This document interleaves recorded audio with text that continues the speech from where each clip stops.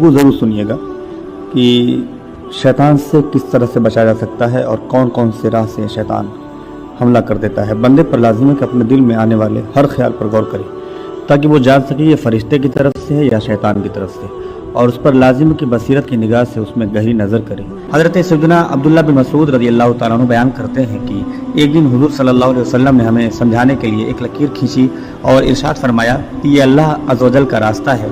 फिर उस लकीर के दाएं बाएं मुतअद्दिद लकीरें खींची और इरशाद फरमाया ये मुख्तलिफ रास्ते हैं, उनमें से हर एक पर एक शैतान है जो लोगों को उस पर चलने की दावत देता है। फिर ये आयत मुबारका तिलावत फरमाई व अन्न हाज़ा सिराती मुस्तक़ीमन फत्तबिऊहु वला तत्तबिउस सुबुला,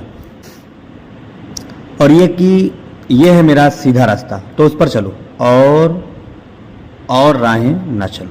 आप सल्लल्लाहु अलैहि वसल्लम ने उन मुख्तलिफ लकीरों के ज़रिए शैतान के रास्तों की कसरत को बयान फरमाया और बेशक हम उसके रास्तों में से एक खुफिया रास्ते की मिसाल जिक्र कर चुके हैं। अब हम उस वाज़ेह रास्ते की मिसाल बयान करेंगे जो पोशीदा तो नहीं है लेकिन आदमी उस पर बेख्तियार चल पड़ता है। चुनांचे मरवी की हुजूर सल्लल्लाहु अलैहि वसल्लम ने इरशाद फरमाया कि बनी इसराइल में एक राहिब था।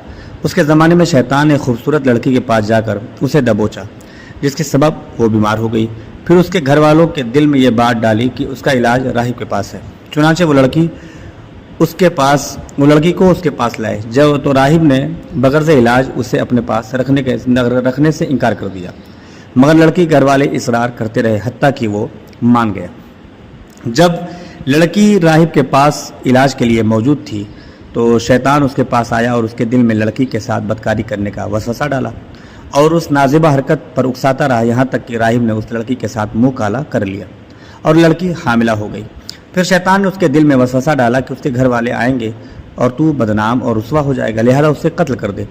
तो वो पूछें तो कह देना कि मर गई है। चुनांचे राहिब ने उसे कत्ल करके दफन कर दिया। अब शैतान लड़की के घर वालों के पास आया और उनके दिलों में वसवसा डाला कि राहिब ने लड़की को हामिला करने के बाद कत्ल करके दफन कर दिया। चुनांचे लड़की के घर वालों ने राहिब से लड़की का पूछा तो उसने कहा लड़की मर गई।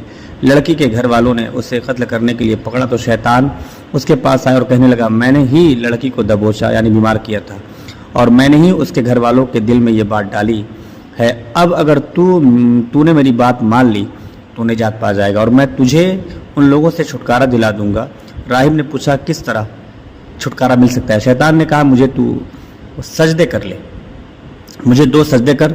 राहिब ने 2 सजदे कर दिए। फिर शैतान ने कहा अब मेरा तुझसे कोई ताल्लुक नहीं। यही वो बात है जिसके बारे में अल्लाह ताला ने इरशाद फरमाया कमसली शैतानी इज़ क़ाला लिल इंसानि कफ़ुर फलम्मा कफ़र क़ाल इन्नी बरीउम मिनका, कि तर्जुमा कंजुल ईमान है कि शैतान की कहावत जब उसने आदमी से कहा कुफ्र कर, फिर जब उसने कुफ्र कर लिया बोला मैं तुझसे अलग हूँ।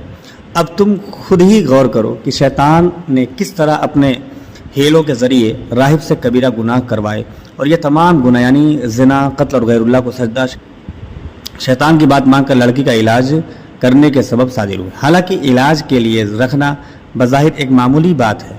बाज़ औक़ात इंसान समझता है कि ये तो नेकी ही है और भलाई का काम है और शैतान खुफिया ख्वाहिश के ज़रिए उस काम की अच्छाई उसके दिल में डाल देता है। चुनांचे इंसान नेकी का शौक़ रखने वाले शख्स की तरह उसका आगाज़ करता है, फिर मामला उसके इख्तियार से निकल जाता है और बाज़ काम उसे दूसरे बाज़ कामों की तरफ इस तरीके से ले जाते हैं कि वो उनसे बचने की जगह नहीं पाता। लिहाजा हम हराम में मुब्तला कर देने वाले उमूर से अल्लाह अज़्ज़ व जल की पनाह मांगते हैं। बेकसों के मददगार सल्लल्लाहु अलैहि वसल्लम के इस फरमान में उसी जानिब इशारा है कि मन हामा हौलल हिमा यूशिकु अन यक़अ फी, यानी जो चरागाह के गिर्द फिरेगा तो करीब है कि वो उसमें दाखिल भी हो जाएगा। अल्लाह ताला हमें शैतान के फितनों से, शैतान की चालों से महफूज रखे।